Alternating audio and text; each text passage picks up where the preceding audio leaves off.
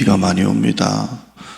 뜻밖의 사고들이 많고, 아침에 출근하다가도 집에서 잠을 자다가도 이 재난 가운데 목숨을 잃는 사람들이 계속 나옵니다. 하나님, 이 나라 불쌍히 여기시고 이런 어려움 가운데, 재난 가운데 하나님 만나게 하시고, 자연 앞에 인간이 아무것도 아니라는 것을 깨닫고 겸손하게 구원의 소망 되시는 우리 예수님을 만나는 이 나라 이 백성 되게 하여 주시고, 피로 인한 피해가 더 이상 없게 하여 주시옵소서. 오늘 또 새벽에 운전해서 나온 사랑하는 주의 자녀들 핸들을 주관하여 주시고, 아침에 일어나서 교회까지 오는 길을 하나님 안전하게 성령의 불기둥과 구름기둥으로 인도하여 주시고, 오고 가는 길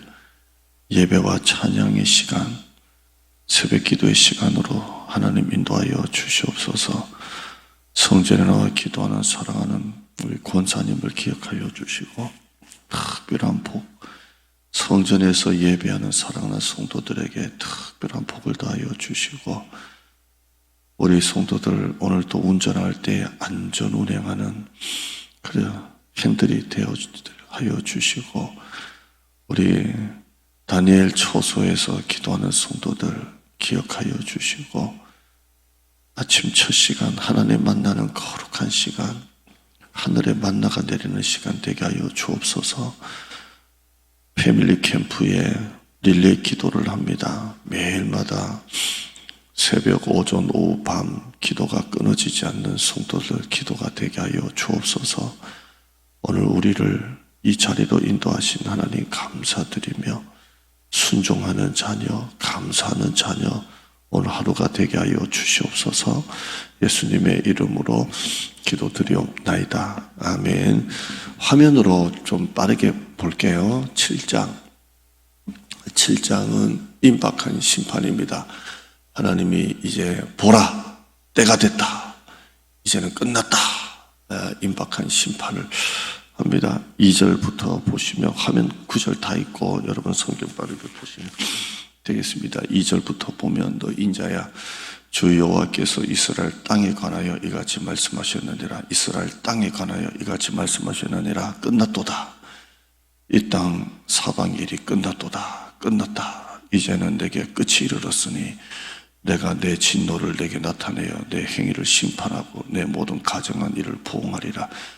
4절에 내가 너를 불쌍히 여기지 아니하며 긍휼히 여기지 아니하고 내 행위대로 너를 불쌍히 여기지도 긍휼히 네 행위대로 너를 벌하여 네 가정한 일이 너희 중에 나타나게 하리니 내가 여호와인 줄 너희가 알리라. 5절 너 주 여호와께서 이같이 이가시되 재앙이로다, 비상한 재앙이로다, 볼지어다 그것이 왔도다. 6절 끝이 왔도다, 끝이 왔도다, 끝이 너에게 왔도다, 끝이 왔다, 끝이 왔다, 끝이 왔다, 볼지어다 그것이 왔도다. 7절 이 땅 주민아, 정한 재앙이 내게 임하도다. 때가 이르렀고 날이 가까웠으니 요란한 날이요 산에서 철거히 부르는 날이 아니로다.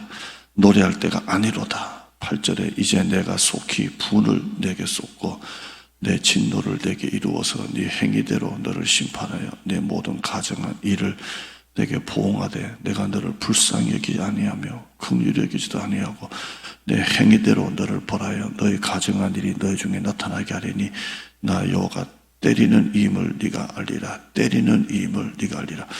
참 어려운 말씀이에요. 하나님은 복 주시는 하나님이신데 때리는 이임을 네가 알리라 이렇게 하고요. 10절에 볼지어다 그날이 오다, 볼지어다 임박하도다. 정한 재앙이 이르렀으니 몽둥이가 꽃이 피며 교만이 싹이 났다. 하나님이 끝났다, 끝났다, 끝이 왔다, 끝이 왔다, 끝이 왔다, 볼지어다 임박하도다 이렇게 말했는데, 이스라엘 사람들이 이걸 이해를 했을까요? 뭐가 끝이야? 여러분, 지금 또 우리는 세상은 말세다, 주님이 재림할 때가 다가왔다 해도 세상 사람 이거를 압니까? 아무도 모릅니다. 예수님은 곧 오신다라고 하고 있고 이제 때가 왔다라고 하지만 아무리 얘기를 해도 세상 사람은 모릅니다. 저도 모르고 여러분도 모른 채로 우리는 살아가고 있습니다. 그러나 임박한 심판을 말합니다. 이스라엘 백성들이 죄로 인해서 하나님이 그 임박한 심판, 끝이다, 이제 끝이 왔다 라고 해도 잘 모릅니다. 이게 참 무지한 이스라엘 백성들이고 하나님의 심판이 이제 막 임박했다는 것을 말합니다. 그 다음 보시면 8장, 9장, 10장에는 하나님이 이 에스겔을 예루살렘 성전으로 이끄시고, 지금 에스겔은 어디 있나요? 바벨론에 잡혀갔죠. 그런데 환상입니다. 환상 중에 예루살렘에 있는 성전으로 이끄셔서 그 예루살렘 성전 안을 보여주십니다. 봐라, 이들이 이렇게 죄를 지었다. 봐라, 이미 망했는데 망할 수밖에 없었던 그 예루살렘 성전 안에, 여러분 어떤 길거리 시내가 아니라 예루살렘 성전 안에 그 가득했던 그 더러운 죄악을 보여줍니다. 그리고 개역 성경에는 살육하는 기계인데요, 죽이는 무기를 든 이 천사가 싹 다 죽입니다. 두 번째 환상에 나오고요, 네 그룹이 나오는데 첫 번째 환상은 1장에 이렇게 나옵니다. 그 다음 보시면 제6년 6월 5일 유다 장로들과 함께 집에 앉았을 때 환상 중에 예루살렘에 하나님이 이끄셔서 보여주십니다. 봐라, 이렇게 보여주시는 환상입니다. 그 다음 환상 내용이 쭉 한번 보시죠. 화면을 보죠. 70인의 장로들이 곤충과 가정한 짐승과 모든 우상을 사면벽에 그리고 경배하는 70인의 장로들이 성전에서 곤충, 가정한 짐승, 우상을 그 성전 벽에다가 그리고 경배했던 것을 보여주십니다. 부문에는 여인들의 단무스라는 우상을 위해서 애곡하는 이 일을 보여주십니다. 여호와의 전 안뜰에서 25명의 태양을 경배하는 가증스러운 일을 보여주십니다. 환상 가운데 포기하십니다. 봐라, 망할 수밖에 없는 이들을 봐라, 보여주십니다. 그 다음에요, 살육하는 기계를 가진 사람들이 죽이는 이마에 표한 사람들 외에는 다 죽입니다. 애통하면서 그 예루살렘의 죄를 놓고 우는 사람들 이마에는 표를 주고 나머지는 다 죽여버립니다. 한 그룹이 성읍 위에 흩을 숯불을 취하여 가는 배어지는 사람에게 건네주고, 이런 내용들이 쭉 나옵니다. 성경 한번 보시죠. 그 다음 봐요. 됐고요. 이게 네 그룹의 얼굴을 보여줍니다. 그 다음에요, 성경 구절 보죠. 그가 손 같은 것을 펴서 내 머리털 한 모숨을 잡으며 주의 영이 나를 들어 천지 사이로 올리시고 하나님의 환상 가운데 나를 이끌어 예루살렘으로 가서 안뜰로 들어가는 북향한 문에 이르시니 거기에는 질투의 우상, 곧 질투를 일으키게 하는 우상의 자리가 있는 거라. 북문으로 데려갔는데 하나님이 보세요, 하나님이 손 같은 것을 펴서, 손인지 아닌지는 몰라요. 에스겔이 손 같은 것을 펴서 내 머리털 한숨을 잡고, 이 머리 뜨겠다 또, 주의 영이 나를 들어서 천지 사이로 하늘로 끌어올리셔서 어디로 데리고 가냐면 하나님의 환상 가운데 예루살렘 안뜰로 보여주십니다. 이 환상이 지금 시작되는 겁니다. 그래서 북문에 들어가니까 북향한 문에는 우상의 자리가 있고, 4절에요, 이스라엘 하나님의 영광이 거기에 있는데 내가 들에서 본 모습과 같더라. 그가 내게 이르시되 인자야, 이제 너는 눈을 들어 북쪽을 바라보라 하시기로 내가 눈을 들어 북쪽을 바라보니 제단 문 어기 북쪽에 그 질투의 우상이 있더라. 6절에 그가 또 내게 이르시되 인자야, 이스라엘 족속에 행하는 일을 보겠느냐? 그들이 여기에서 크게 가증한 일을 행하여 나로 내 성소를 멀리 떠나게 하느니라. 하나님이 하나님의 성소를 떠나게 하십니다. 떠납니다. 하나님의 영광이 떠나잖아요. 너는 다시 다른 큰 가증한 일을 보리라 하시더라. 그가 나를 이끌고 뜰 문에 이르시기로 내가 본즉 담에 구멍이 있더라. 그가 내게 이르시되 인자야, 너는 이 담을 헐라. 담에 구멍이 있는데 구멍을 헐라. 구멍을 하나 딱 열으니까 8절입니다. 내가 그 담을 허니, 그 담에 구멍이 있는데 그 담을 허니 한 문이 또 그 안에 있고, 9절에 또 내게 이르시되 들어가서 그들이 거기에서 행하는 가증하고 악한 일을 보라 하시기로 10절 내가 들어가 보니 각양 곤충과 가정한 짐승과 이스라엘 족속의 모든 우상을 그 사방 벽에 그렸고 담이 있고 구멍이 있어서 허니까 그 안에 또 문이 있고 문에 들어가 보니까 얼마나 은밀한 죄라는 거예요. 은밀하게 감춰 들어가 보니까 그 안에 곤충과 가정한 짐승과 우상을 그 사방 벽에 버렸고 여러분 벽에다가 곤충을 그렸다는 건 뭐예요? 곤충이 우상이라는 거예요. 이게 어떻게 가능하냐? 우리가 지금 비가 오니까 뭐 개구리, 두꺼비, 뭐 별의별 곤충들 100가지 제가 우리 교회에서 봤는데요. 별의별 것들이 거기 다 그려져 있다는 거. 그런데 문제는 뭐냐면 11절에 이스라엘 족속의 장로 70명이 그 앞에 서가지고 제사를 지내고 있다는 거예요. 그 안에서. 장로 70명이 그걸 그려놓고 그 안쪽 은밀한 곳에 거기 들어가서 각양 곤충과 가정한 짐승, 배, 뭐 별별 것 다 그려놓고 장로 70명이 걸어 앉아 있다는 거. 이걸 환상 가운데 보여주시는 거. 12절에 또 내게 이르시되 인자야 이스라엘 족속의 장로들이 각각 그 우상의 방한 어두운 가운데서 행하는 것을 네가 보았느냐? 그들이 이르기를 여호와께서 우리를 보지 아니하시며 여호와께서 이 땅을 버리셨다 하느니라. 그래서 그 성경 앉아 있는 거예요. 13절 또 내게 이르시되 너는 다시 그들이 행하는 바 다른 큰 가증한 일을 보리라. 14절 그가 또 나를 데리고 여호와의 전 안으로 들어가는 북문에 이르시기로 보니 거기에 여인들이 단무술을 위하여 애곡하더라. 그가 또 내게 이르시되 15절 인자야 네가 그것을 보았느냐? 너는 또 이보다 더 큰 계속 반복되는 게 이보다 더 큰 가정한 일을 보리. 이보다 더 큰 가정을 보리. 이보다 더 가정한 일을 보리라. 얼마나 더 큰 가정한 일이 있길래 또 보리라. 또 보리라. 또 보리라. 16절 그가 또 나를 데리고 여호와의 성전 안뜰에 들어가시니라. 보라 여호와의 성전 문 곧 현관과 제단 사이에서 약 25명이 여호와의 성전을 등지고 낯을 동쪽으로 향하여 동쪽 태양에게 예배하고 있더라. 25명이 그러 앉아 있는 거예요. 17절에 또 내게 이르시되 인자야 네가 보았느냐? 유다 족속이 여기에서 행한 가증한 일을 적다 하겠느냐?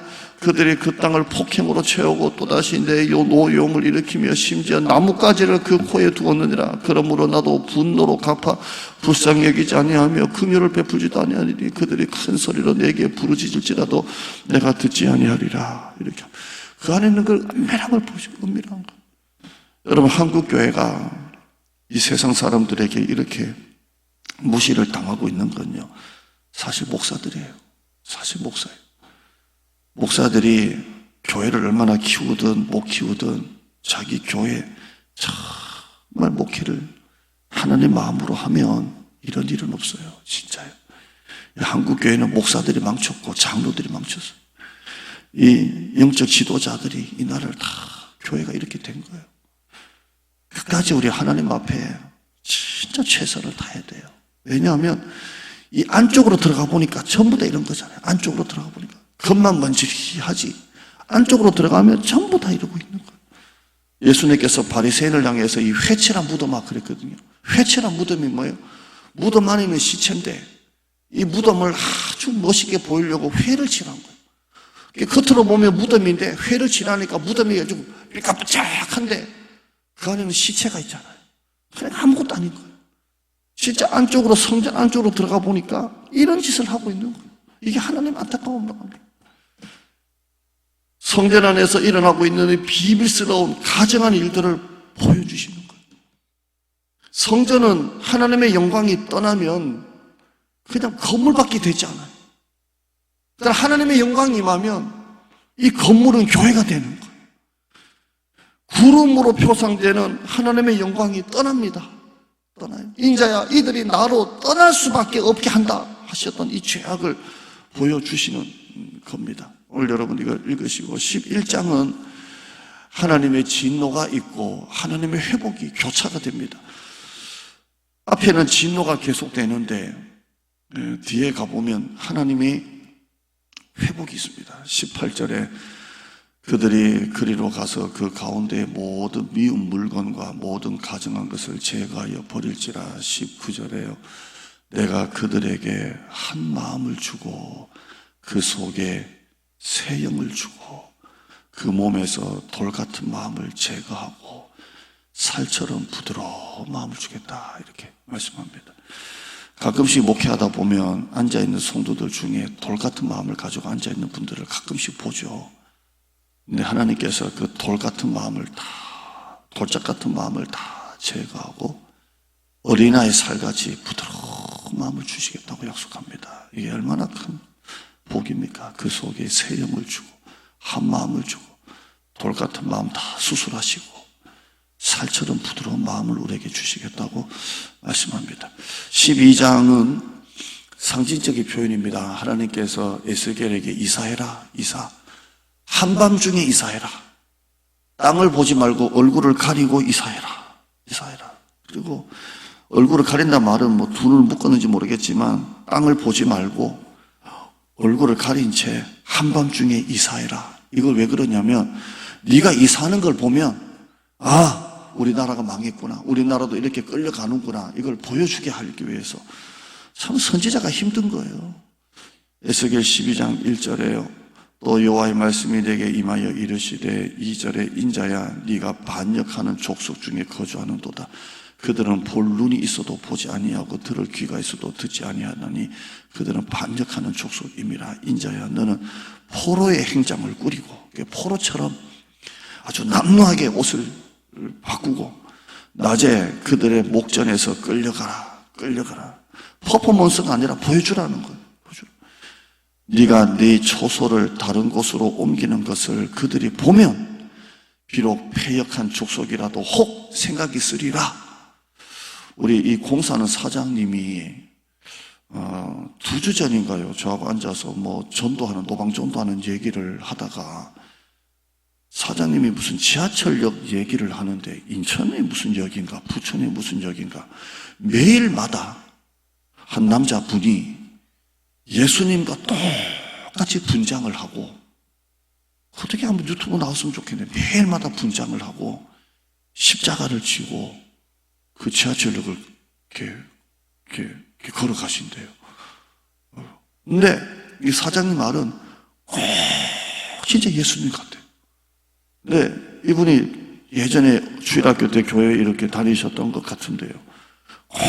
예수님 같은데 그게 다 이렇게 매일마다 한다는 거예요. 그러니까 우리가 보면 세상 사람들은 또라이, 미친놈이라 하겠지만 이분 마음에 뭔지 모르겠지만 이분은 말을 안 한대요. 말을 안 하고 십자가 분장을 하고 이걸 끌고 간다는 거예요. 제가 중고등부 수련회 때 밤에 이렇게 애들 모아놓고, 옛날에 그런 거 하잖아요. 십자가 앞에 갖다 놓고 못을 꼽아놓고 애들 보고 죄를 쓰라고 하고 난 다음에 죄를 쓰게 하고, 그리고 그거를 십자가 못에 하나씩 꼽으면 십자가가 이러면 다다다다다다다 죄가 꼽혀 있잖아요. 우리의 죄를 십자가에 못 박았다 이렇게 하고, 그리고 예수님 분장을 한 우리 선생님이 그 시간에 쫙 나오면요 애들 다 울어요. 중고등부 때 그래서 다 울고, 그리고 회개기도 시키고 있는데요, 그 애들이 보는 걸로 그렇게 충격받아요. 근데 교사들이 그걸 분장할 때는 막 자기들이 웃으면서 막 분장하고 막 이러는데 교사도 울고 애도 울고 막 그런 게 있잖아요. 오늘 이게 그거예요. 낮에 네가 포로의 행장을 꾸리고 그렇게 가면 애들이 혹시 반역하는 족속이라도 생각을 하지 않겠냐 이 말입니다. 4절에 너는 낮에 그들의 목전에서 네 포로의 행장을 밖에 내놓기를 끌려가는 포로의 행장같이 하고, 저물 때에는 이제 밤이면 너는 그들의 목전에서 밖으로 나가기를 포로되어 가는 자같이 하라. 너는 그들의 목전에서 성벽을 뚫고 그리로 따라 옮기되 캄캄할 때에 6절에 그들의 목전에서 어깨에 메고 나가며 얼굴을 가리고, 얼굴을 가리고, 다시 앞으로 얼굴을 가리고 땅을 보지 말지어다. 이는 내가 너를 세워 이스라엘 족속에게 징조가 되게 함이라. 하나님의 오죽 답답하면 이런 것을 통해서 시청각 설교를 하게 하십니까? 자, 한번 보십시다. 요약입니다. 첫째, 책망을 통해서 나를 포기하지 아니하시는 하나님의 사랑을 우리는 봅니다. 전부 다 책망입니다. 그런데 이 책망을 통해서 하나님은 우리를 포기하지 않습니다. 여러분, 우리 아이 책망한다는 것은 우리 아이를 사랑한다는 겁니다. 책망을 통해서.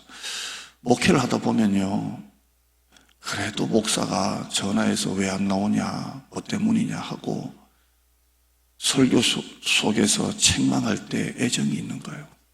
책망 속에는 애정이 있는 거예요.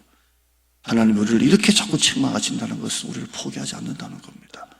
두 번째요, 포기하지 않는 하나님의 사랑을 책망과 징계를 통해서 역설적으로 느껴본 적은 있습니까? 저는 맞으면서 하나님의 사랑을 알았어요. 모태신앙인데도 두들겨 맞으면서 하나님의 사랑을 느낀 적이 있습니다. 학생 때도 그랬고, 나이가 들어서도 그랬고, 우리 아이 손가락 잘릴 때도 그랬고, 그래요. 저는 하나님의 사랑을 느낀 적이 있습니다. 하나님은 여러분을 사랑하십니다. 기도하시죠. 하나님 감사합니다. 이 메시지를 보다 보니까 참 이스라엘 백성들 너무했다라는 것과 하나님이 어떻게 이렇게 그들을 포기할 줄을 모르시는구나 라는 것과 책망 속에 하나님의 포기하지 않는 사랑이 있구나. 나를 뒤돌아보면 내가 그때 매를 맞았을 때, 하나님이 나를 치셨을 때, 하나님이 나를 때리셨을 때, 하나님이 나를 건드렸을 때, 하나님이 나를 간섭하셨었구나. 하나님의 사랑이 그 속에 있었구나. 우리 모르는 사람 아무도 없습니다.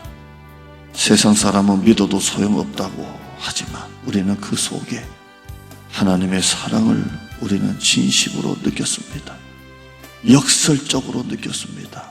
우리를 포기하지 않으시는 하나님, 이스라엘 백성들을 포기하지 않으시는 하나님, 내가 너에게 새 영을 주고 너희 몸에 돌 같은 마음을 제거하고 살처럼 부드러운 마음을 주리라. 돌 같은 내 마음, 돌짝같이 교만하고 딱딱하고 불순종하는 내 마음 용서하여 주시고, 무슨 말씀만 하면 바로 예가 아니라 바로 반감부터 가지고 부정적으로 생각하는 내 마음, 하나님께는 순종하지만 목사님은 내가 잘 모르겠다는 이 마음 하나님 용서하여 주시고, 순종하는 마음, 살처럼 부드러운 마음, 돌같이 부드러운 마음은 제거해 주시고, 오늘 또 하나님의 사랑을 느끼며 하루를 살아가게 하여 주시옵소서.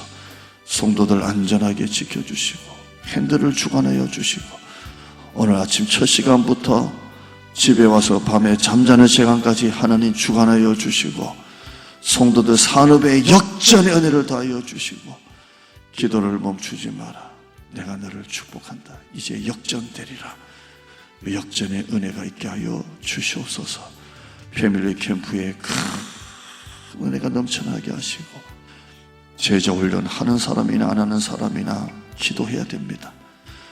이 난예배 때도 대표 기도자들이 사람 세우는 이 제자훈련 위해서 기도하고, 제자훈련 통해 가정교회 10개, 50개가 세워져서 대장동교회가 주중에 흩어진 대장동교회 50개가 만들어지는 그 꿈을 꾸고 나가게 하여 주셔서, 아니 목사 첫 번째 안식년까지가 이전이었다면 두 번째 안식년까지는 제자훈련을 통한 가정교회, 누구도 잘 모르고 기도하지 않는 이 제자훈련에 생명을 바쳐, 건물이 교회가 아니라 사람이 교회이기 때문에 사람을 세워서 그 사람을 통해 가정교회 10개, 50개가 만들어져서 전도, 정착, 양육, 재생산, 선교까지 감당할 수 있는 작은 목자들을 세우는 이 일에 목사가 최선을 다하고 한눈 팔지 않고 나갈 때 교회에 정말 아름다운 부흥의 역사가 나타날 줄 믿습니다. 노방전도 어렵고 아이들 만나는 것도 부모들이 경계하는 이 시대, 교회에서 사탕만 줘도 마약 주는 것 같은 그 시대, 정통교회가 전도해도 신천지 같은 이단들이 전도하는 것 같은 이 시대 가운데 하나님 우리 교회를 세워주시고 축복하여 주시옵소서. 예수님의 이름으로 기도드리옵나이다. 아멘.